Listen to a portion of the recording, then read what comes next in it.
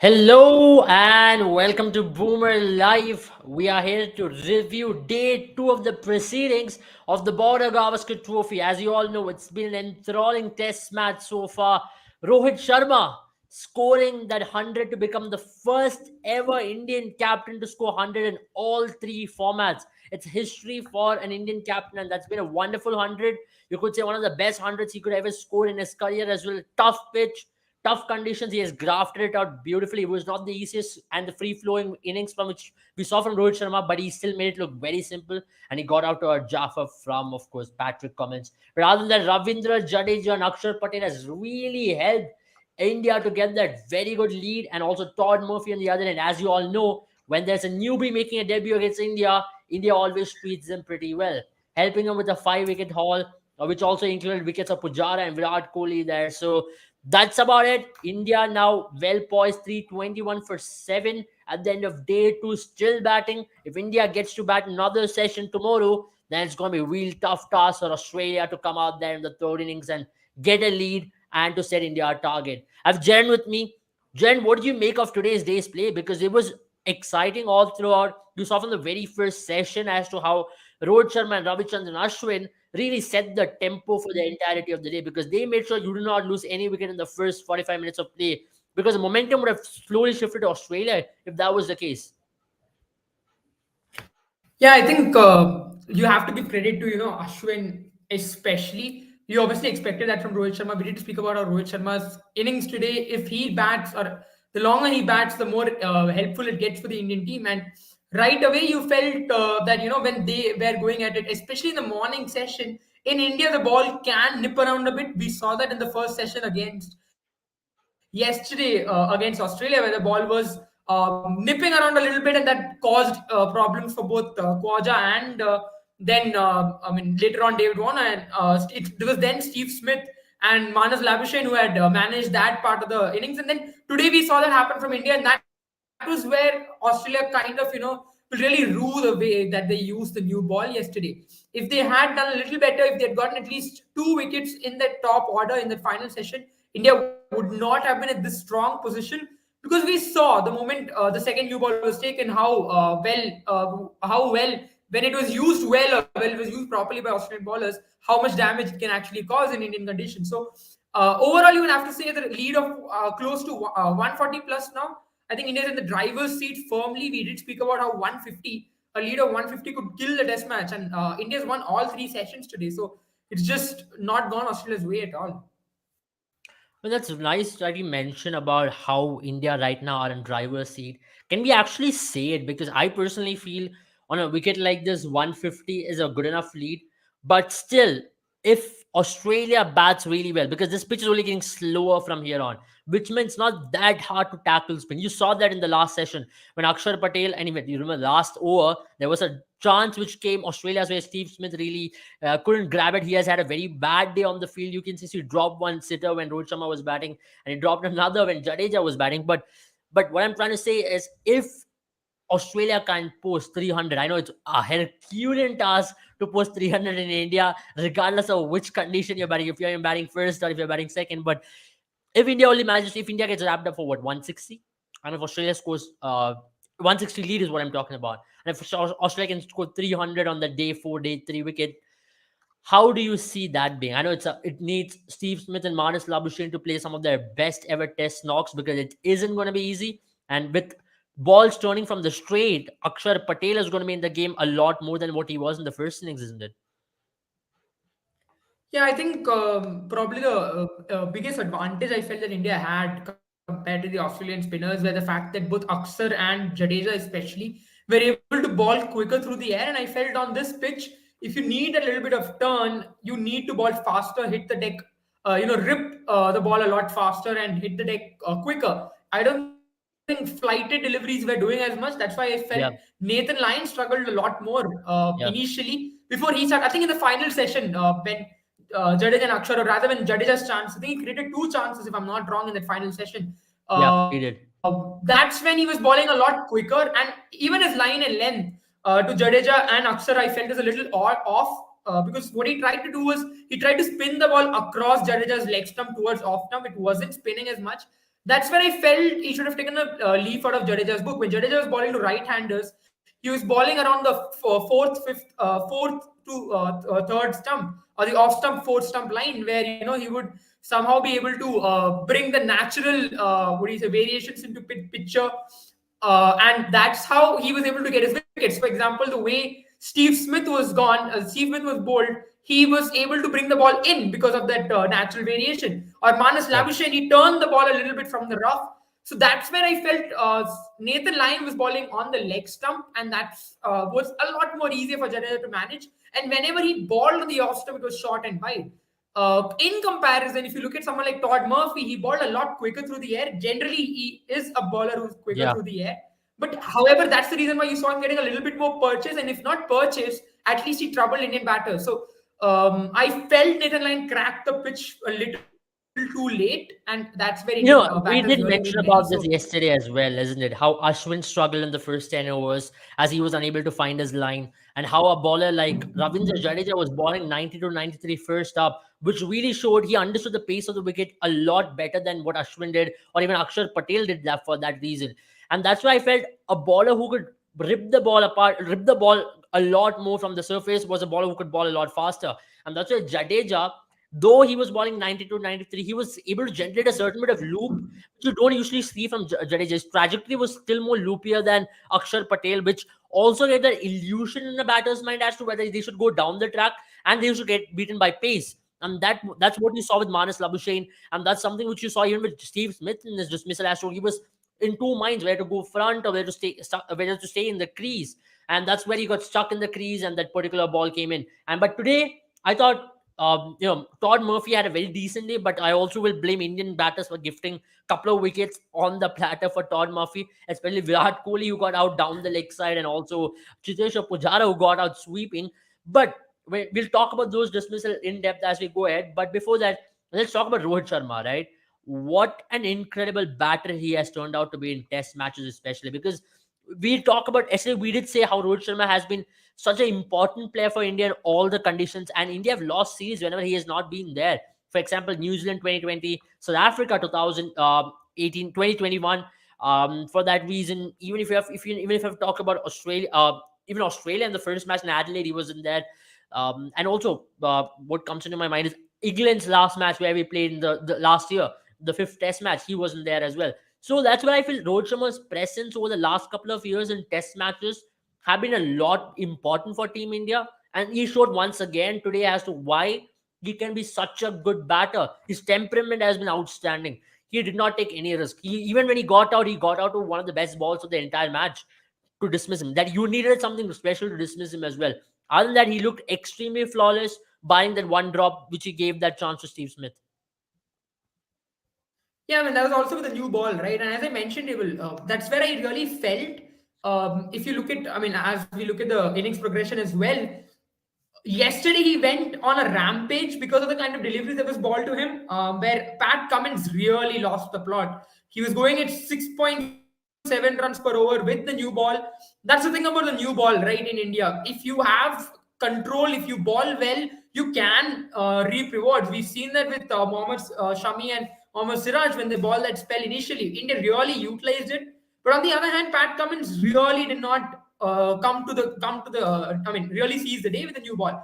Now, in the second innings, when the new ball came, we saw how difficult it should have been for India, and how it was. Where I think that's exactly where Australia kind of let the plot go, because 177, I would have said, was a decent target.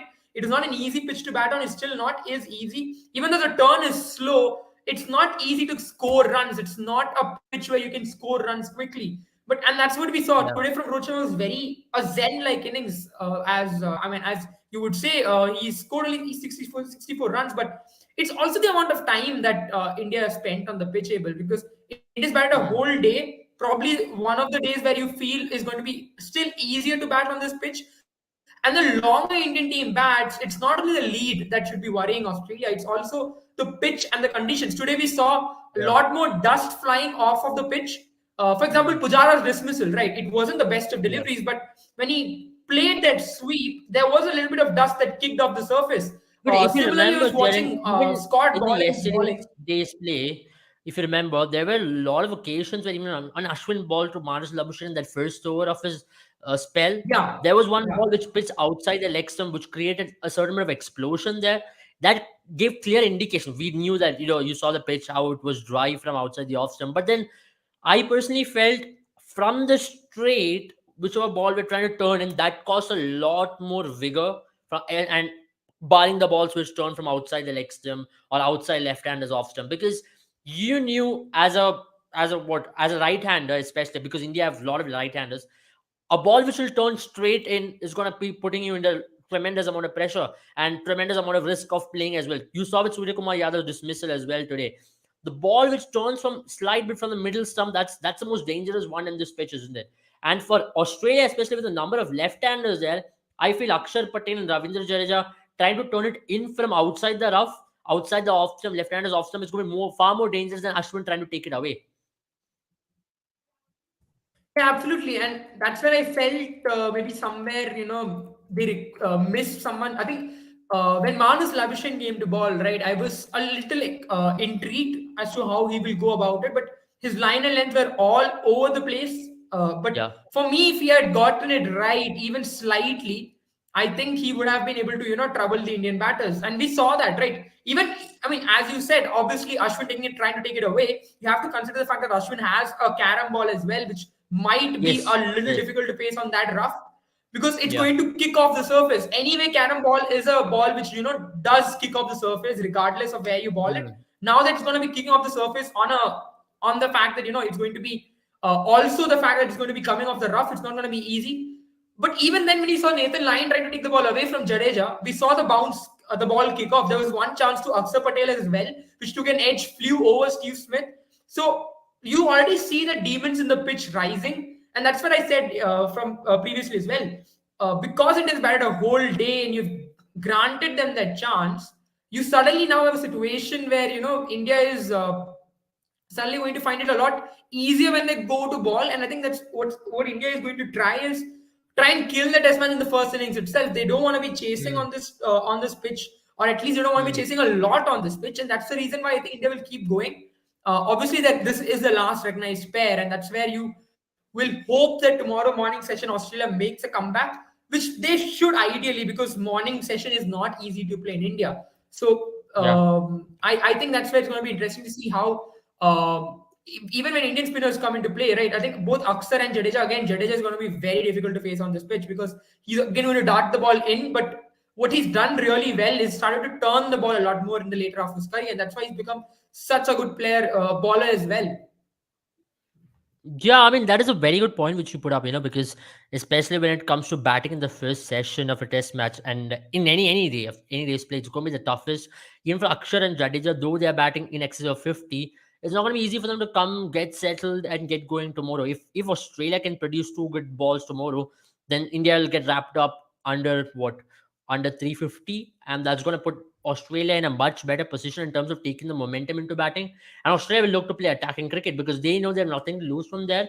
The only way for them to survive is maybe to get after the spinners. But even there's a risk attached with it because this pitch is extremely slow.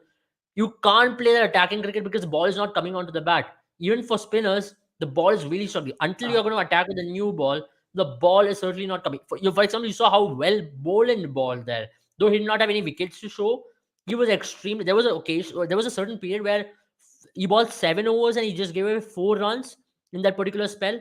And I was like, okay, it's very tough to get him away because he was balling in one line, one length when Rohit Sharma couldn't attack him. You saw that in the drop down and the strike rate of Rohit Sharma as well on the second day's play. It wasn't easy to score on the second day because the pitch has gotten much more slower. But that's where Australia, I thought, really missed the trick. They should have possibly gone with the left arm spinner. They could have possibly challenged the number of right-handers India had, and you saw with Akshar Patel and Jadeja bowling on that surface, the ball was really troubling the batters from the straight. Now, tomorrow's day's play, what do you look forward into it? Because you need to understand that in tomorrow's day's play, anything can happen, right? Now, especially when you talk, let's understand sessions one now, because if we put up the sessions one, you can have a better understanding as to how the game stands at this point of stage, at least how well poised the game has been. That's where I personally feel India really dominated. I don't see Australia, maybe barring that second session today, I believe that Australia made a slight comeback into the game. I thought if they can really get India under a lead of 100, that could really put Australia in a better position than what they're right now, but they couldn't do that. So if you look at the sessions won, it's been India all throughout the day today. Yesterday was the only time where you saw in the first session where Australia made a fight back with the bat. But after that, on this wicket, considering the game situation, you would say India is in the driving seat to actually take this test match completely on their head. Yeah, I mean, you have to give credit. That's why I think the credit is really due to Jadeja, right? Jadeja is usually a free-flowing batter. He loves coming in, playing a lot of shots. But when two wickets fell, there is Virat Kohli and Pujara, and then Surya Kumar Yadav rather. When he came on to bat, what he did was to stick out there, stick out with Rohit Sharma, played a partnership that was very crucial for India. I felt that partnership was a lot more crucial than maybe Akshar and Jadeja. I mean, obviously credit to Akshar and Jadeja, but for me, those are the two batters who have been tried and tested in Test cricket. Right, Rohit Sharma has obviously done a great revival in his Test career. Ravindra Jadeja has been India's, I think, third best batter in terms of average since 2021 in Test cricket. Yeah. So these are the two batters that you felt at that point in stage you needed to stitch a partnership together. And the moment where Australia couldn't really capitalize on that start they had, there you felt again. I felt there was a little bit of rash bowling as well. There were a few wide balls that were given to Jadeja where he easily cut the ball to the boundary, really got going. There I felt Australia kind of let the plot go because till then, at that point in time, even though I would say Surya Kumar Yadav had a fluent sort of an innings to start off with a sweep, and then he was looking to score runs. It was still Australia on top after that, after Pujara, Virat Kohli going back on in a span of few deliveries. So there, I think if they had continued to ball a little more stronger or a little bit more narrow and tighter line, I just felt, they let go, and then from there, Jadeja and Rohit Sharma just continued to go ahead. But the thing is, they never played any risky shots. So the fact that they're playing for the long haul and they're playing a longer innings, that's where I really feel Australia needed to, at least capitalize. You felt like Australia didn't capitalize on the pressure they built, and they let go of pressure I mean, that they that's built. been Even the when they made a case with small comeback, every team they who went comes to 5 India, steps isn't back. it? It's been the case with almost every team who comes to India because they get, even if they get the top order, this spin bowling all rounders for Team India over the last, 5 or 6 years, it was Jadeja and Ashwin predominantly. But if you look now, Akshar's inclusion into the team, and there's also Washington in the wings, you can understand it's very tough to get India out cheaply in India because these spin bowling all rounders try to save India from these tough situations time and time again. And today was a clear example as to how these people come into play and take the game away. And you have to give credit to Jadeja and Akshar Patel because you felt left-handers will find it the hardest to bat on the surface, and they really weathered the storm beautifully out there. They knew which ball was going to turn. They were extremely committed to their shots. When there was one loose ball, they actually thumped on. They thumped the short ball, a loose ball from Labuschagne or Lyon, which came their way, and also to play a patient knock. They understood the longer you bat, that's going to tire out the Aussies. They're going to be extremely jaded the time they come into bat, and that could also possibly take an effect into the next test match they go to play in Delhi as well. Remember, even though if this match gets over on the third or fourth day, you have to understand that recovery time is extremely less. It's going to start next 5 days, the next match in Delhi, and that's going to really take a toll on the Australian bowlers come the next match, and also that's going to put a lot of mental pressure as well. Now, for example, Todd Murphy in his debut series, on his debut match, bowling close to 50 overs is going to put him under a lot of pressure because that's not something which he's used to bowling in Australia. In Australia, on a very good day for spinners, they'll bowl 15 to 18 overs, and other than that, a bowler to bowl 50 overs in tough, hot conditions is going to take a lot out of them, even for Nathan Lyon as well. Now I feel like there's a lot of pressure on these two bowlers to perform because they know the only possible way they can win this match is by them performing. I mean, I feel Nathan Lyon will get a lot more potent tomorrow because I felt one thing I'll have to give to Nathan Lyon, because usually Nathan Lyon does. I have a season ball here with me just to show, but what Nathan Lyon usually does, he balls more like this, where he puts the seam a little bit more upright. But today, what you saw with Nathan Lyon was he's bowling a lot more side spin, and that is something that we've not seen with Nathan Lyon often.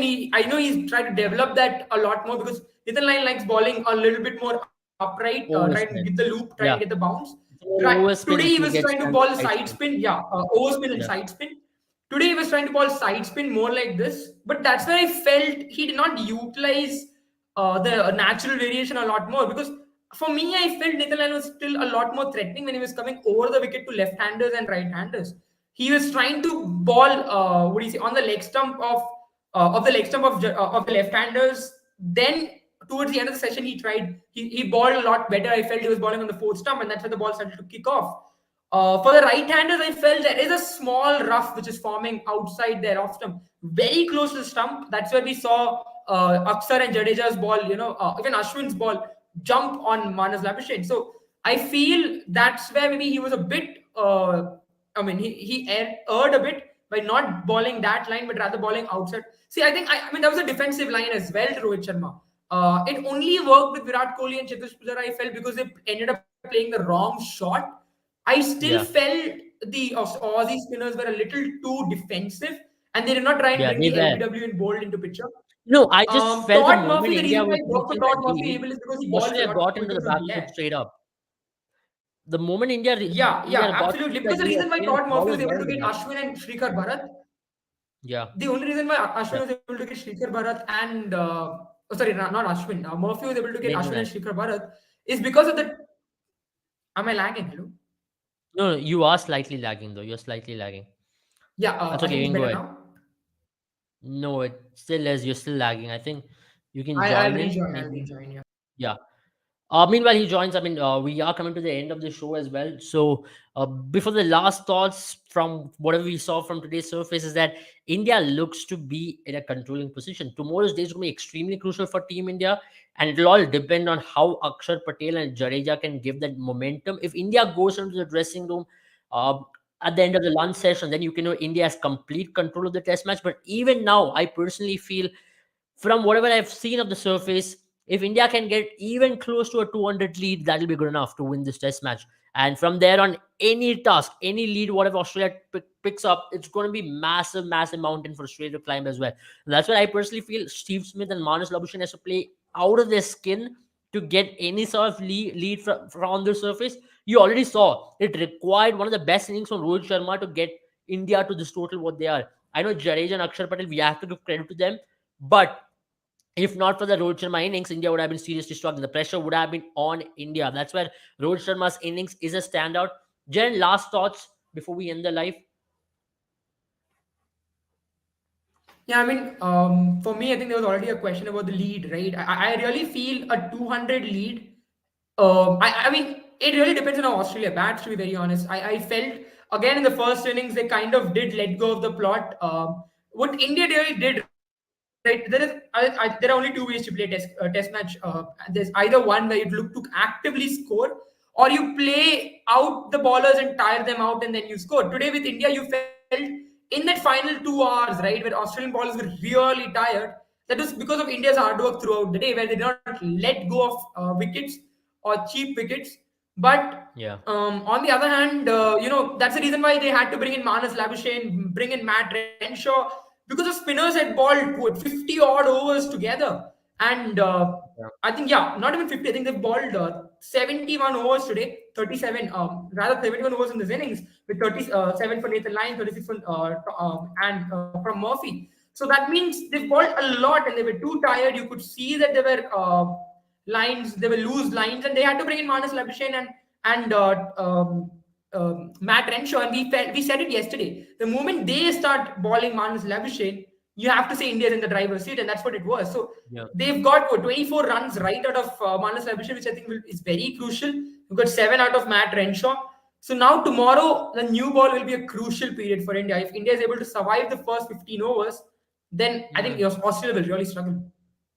And also to add, we've got an update that the test match in Dharamshala might be shifted out of Dharamshala because the stadium is not yet fit to host international matches after renovation.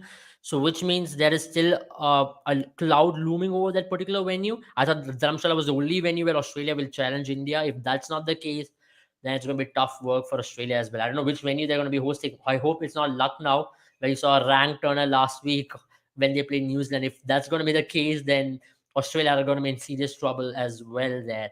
So having said that, that's going to be end of us. We will join you guys tomorrow night, and we'll be coming up with two lives hopefully on the weekend. We'll be talking about football as well because there's a lot of footballing action happening across Europe. European Super League is one topic which we'll be liking to talk about, and also Barcelona. They'll be playing Manchester United next weekend, so we'll be talking about their revival story and also how are they going to shape up how are they going to shape up against Manchester United the very next week. Thank you all for joining. It was a short live, but then that's about it from us for today's day's play. We are able to completely talk about it. Tomorrow we'll be back, and we'll see how things go. If things go well, we'll see a result tomorrow by evening, or else we'll just wait for another day. Thank you and have a good time, all of you. Bye bye. Yeah. Bye, everyone.